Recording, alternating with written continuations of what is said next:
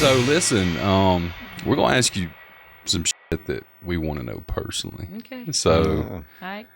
Idol, was it just fucking terrible behind the scenes, or is it cool? You can be real. You can be honest with us.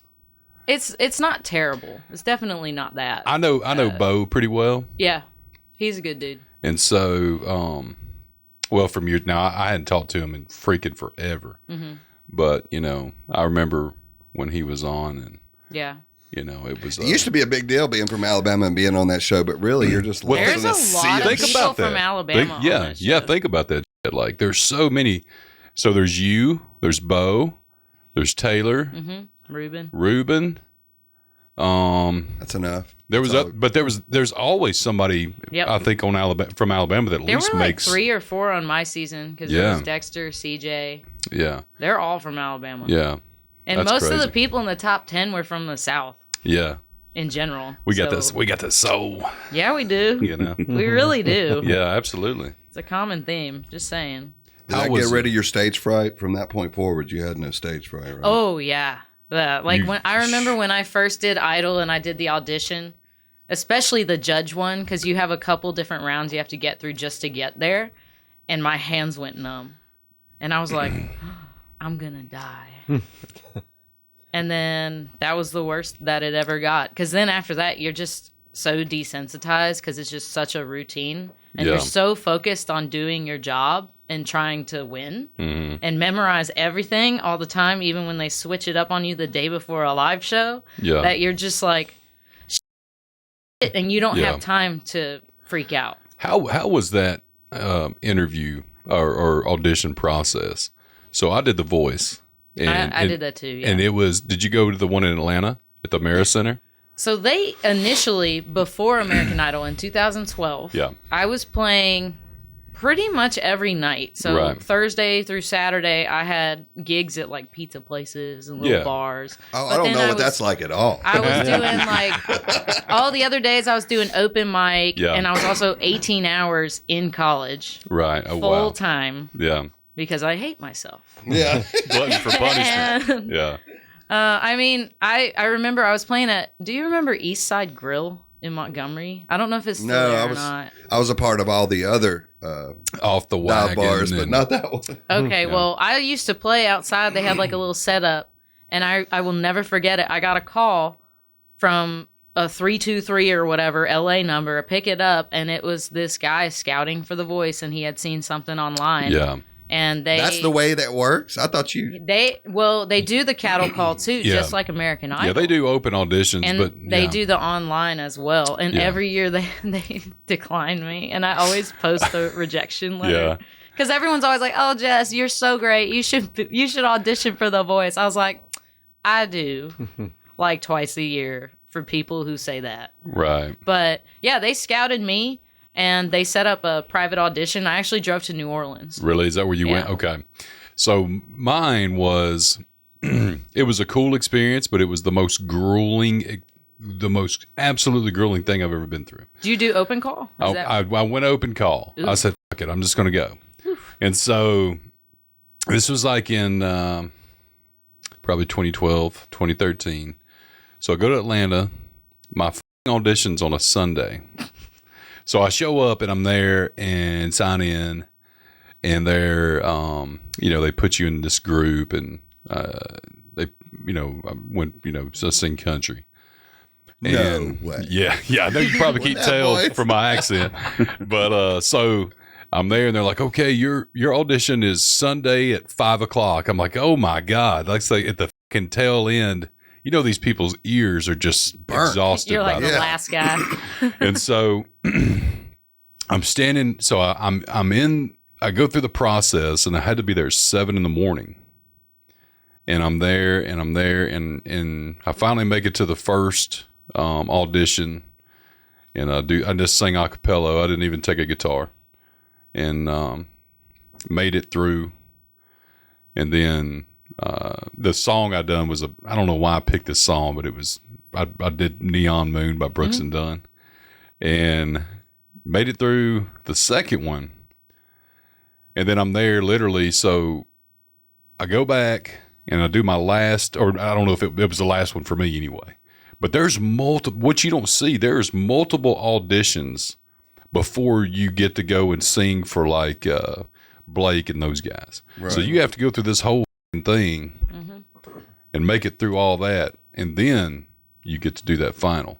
And I'm not even sure if that final was there in the building. I didn't make it past that. Right. And they told me, they literally looked at me and told me, they're like, "You sound fucking awesome. You're great, but we've already got all our country people.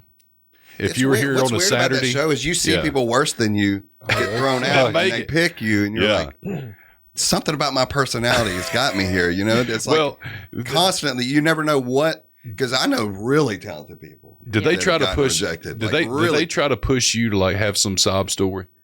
So they were like, "What's your story?" You know, slap out Alabama. And I was like, "You sound like you've been diddled. Tell us about it." I was like, I mean, not really. I just, so I didn't have a story, I guess, for TV. And like, that's why you didn't make it. I don't know. And I thought I sang pretty well and did pretty good and stuff. But they were just like, "Hey, if your audition was a day early, we'd have probably, they're looking at this piece of paper with all these names on it, and they move you over depending on what they need." Yeah. And I was like, "Holy shit, okay." So it doesn't matter how talented you are, at least in my experience, they already had a preemptive formula that they were following, and they just said, "Okay, this guy, this girl, blah blah blah." And so I never went back, but to do it again or whatever. But it was grueling, and there were so many people in there that were just horrible. Oh yeah. And it's like, why do people tell these people that I have always wondered that. Someone told them they were good. Yeah. Like, "Oh, you should go try out." And I'm like, we all know people do that. Parents do that to kids all the time. Yeah. But you'll see them in like my their mom friends. would probably. It makes me feel bad because they're kind of like, it's so, man. And not to be snobby or anything like that, but it's just like you either have a voice or you don't. And it's more than just, well, I can sing along to the radio. Mm-hmm. You gotta be able to perform, and you gotta be able to really put on a show and sing and have charisma. And just some of these people, you're sitting in there, and I was in this huge room. There's hundreds of people in there, and I swear to God, if I heard Wagon Wheel one more time, I was going to lose my mind, because that's when that Old Crow Medicine Show song that was super popular, and I was just like, Jesus, everybody and their cousin was in there singing it. When did it become more about entertaining, not just singing to you?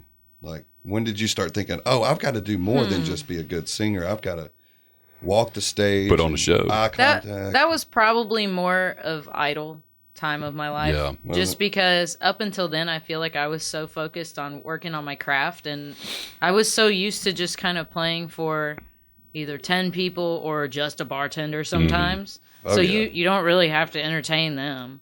Yeah. But those hours on stage count. Trust me. Sure. Well, you can tell somebody that's played in front of nobody for a long time, they're just seasoned.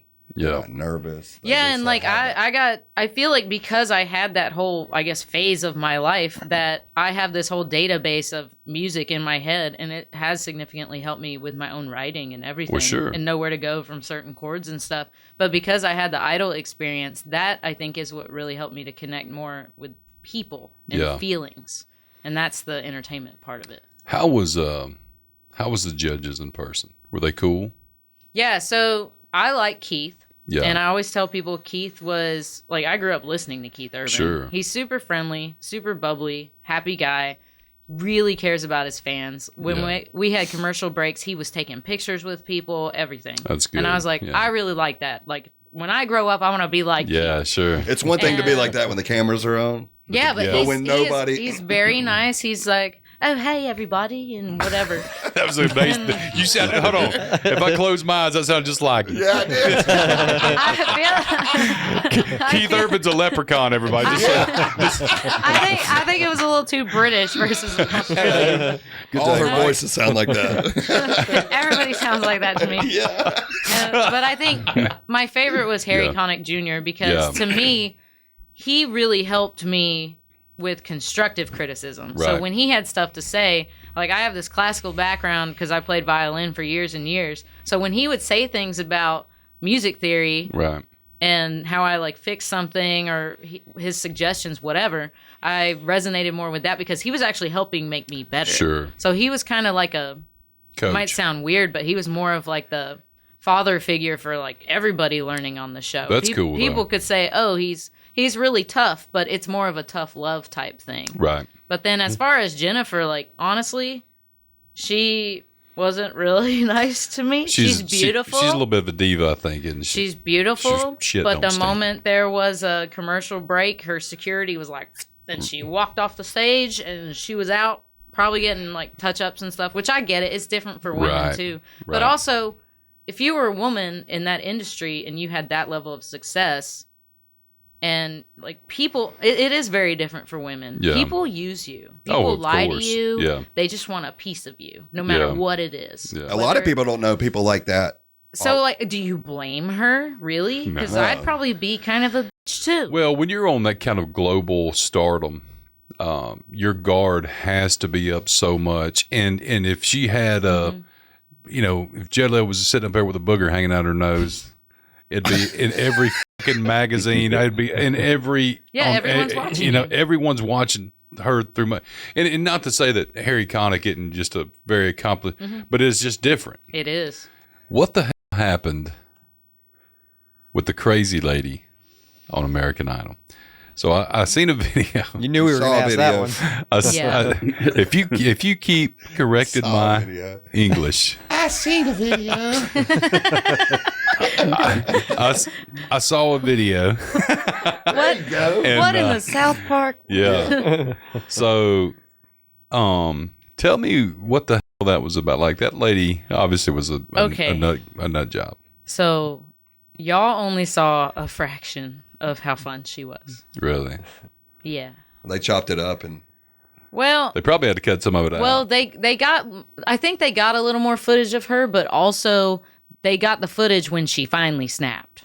They didn't get everything leading up to when Yeah. she snapped. So I had trouble finding a group because it's just really awkward to be in a room with, and there were a lot of people at that time because it was like the group rounds and they do massive cuts that whole week. Yeah. So they're saying, okay, you're in a giant room full of strangers. Yeah. You're trying to beat everybody.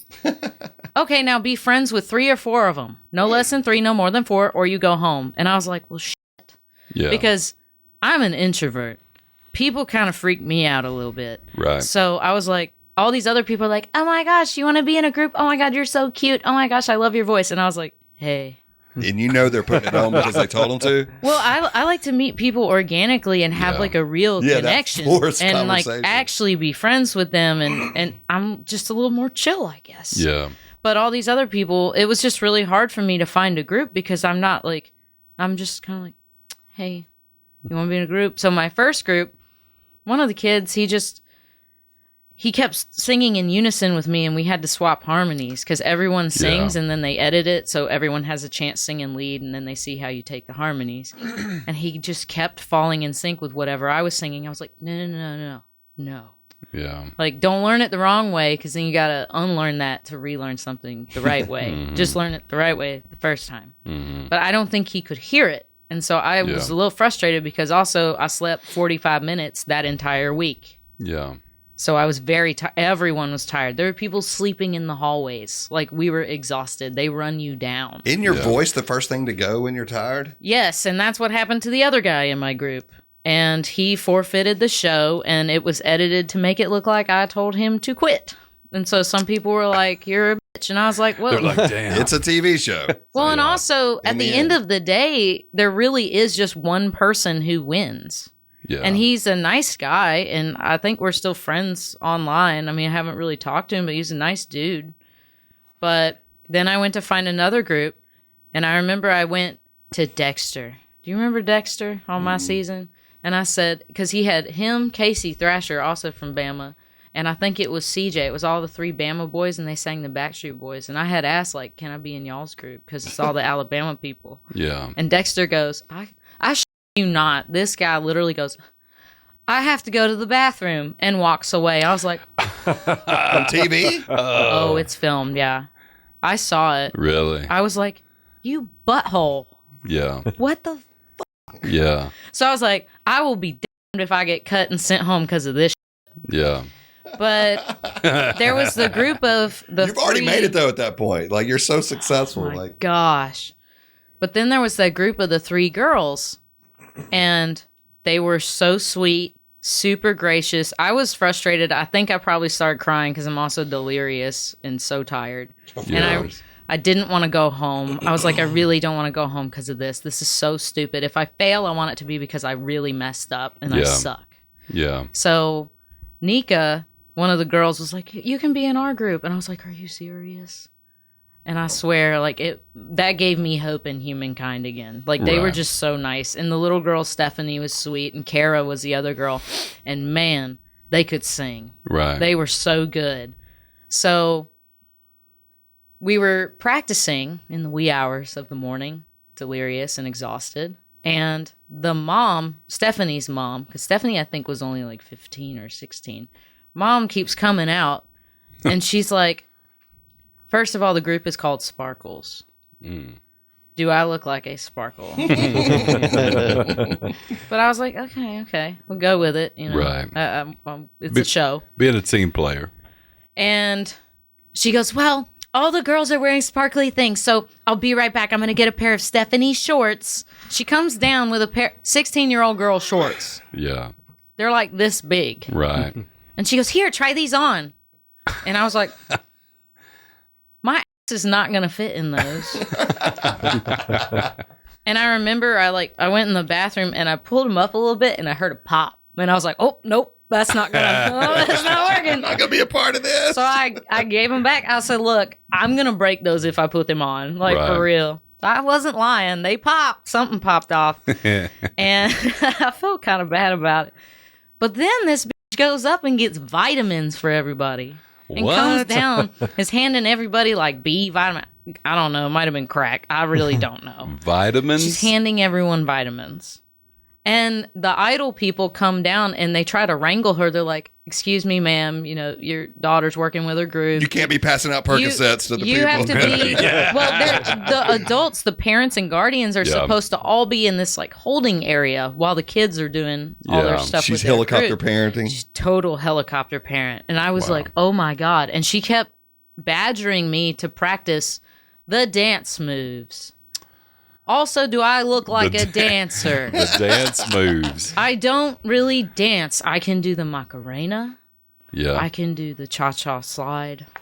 All that. The electric slide. Cupid shuffle. I need to see more dancing out of you on this tour. Hokey pokey. That's right. I just kind of groove, man. That's really all I do. I just feel the music. I love it. When it's rock and roll, I headbang. I just really feel the music. But I don't shake my ass. I don't gyrate. That's not what it is for me. Some people, sure, cool. Do what you want, what makes you happy. I don't give a shit, but don't get on to me for that. So she was pushing me to dance. And I remember I was like, look, we're singing Single Ladies by Beyonce. Oh, there you go. I don't know the words. I don't listen to this genre of music, really. I've heard it before, but I don't sit there on repeat and go, oh, the Single Ladies. That's like the only part I know. Yeah. And so I told her, I need to really focus on the lyrics right now. Yeah. So I was freaking out. And also, I started realizing that because I was so sleep deprived, Right. I couldn't retain anything. And Hey, that's never happened to me in Real my quick, life. who picked that song? Did the They did. production company tell you to pick that? No, pick that so song? you have a list of pre-approved, Yeah. but only X amount of the groups can claim that song. Okay, cool. So I think it was like 3 groups could claim one song, and Single Ladies was one of the free ones, so we had that one because Too Close by Alex Clare was taken, and that was like the only one I knew, and I was like, shit, I'm stuck with Beyonce. Which, I mean, whatever, it's just not my genre. Yeah, sure. And so she just wouldn't go away. She wouldn't leave me alone. And no matter how many times the Idol people put her back in the holding part, she just kept coming back. Jeez. And so we finally went down to do the show and did the group bit. And I fucked up.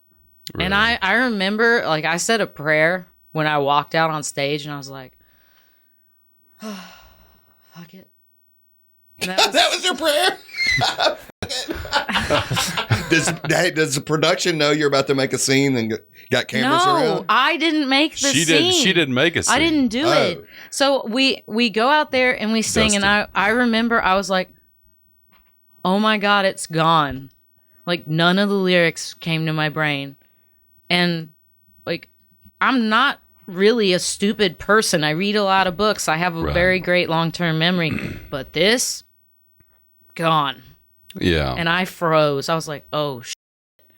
But it was actually, I think, a really cool moment at the same time, because all the other girls started singing the part, and they all came in around me, and they, like, picked it up. Right. And I was like, that was kind of magical. Yeah. And they come in and had your back. They really did. And I never forgot that. So then you never know if they call your name and ask you to step up, if they're going to cut you or if they're putting you through, because they flip-flop it. So they called me, Nika, and Kara, and not Stephanie, the little girl. And I was like, oh, shit, all three of us are going home, because I sucked ass. And that was the stage mama, like, so... Oh, I'm getting there. Oh, my God. This is full story. Unabridged. That's what's so crazy. So they say, congratulations to the three of you. You're moving forward. And I swear I was like, what? And they told me that they took into account previous performances and stuff like that. It was like a whole package deal, not just that one performance. And I was like, no way. Yeah. No way. I still am shocked to this day that I got through that. They seen something in you, though. That's why. And then we walk out, and they have one camera, because they always ask people kind of like to come down. How do you feel? Yeah. How do you think it went? And everyone was like, well, everyone worked really hard. I think everyone did a great job. Then the fucking mom comes over, and she's holding Stephanie, Stephanie was fine. Honestly, I'm embarrassed for her, and I hope she doesn't take after her mom, because her mom was not a very nice lady. And so the mom starts saying, well, the girls worked really hard, except for you. And I was like, on national TV. What? I said, what? What? I remember I was like, wait, what? I see, look, in the video, so take the girl out of slap out. But like this is when they're walking out of the room after the performance. Oh, instantly 3 or 4 cameras. Whoosh. Yeah. Everybody's there. And this... So you didn't lash back out? You were just... I told her, I said, she just yelled over me the whole time. Like, you can't argue with an ass. Right, so all I tried to say while she was screaming and yelling like an asshole was, you don't know me. You don't know who I am, what I've been through, or where I come from. Right. Yeah. And then she just kept screaming over me. So I put my hand in her face because I was shaking. Oh, man. I was shaking so hard. I was like, I'm going to fucking hit you in the face. I was like, this girl's from Alabama. And this I was lady's like, about to get knocked out.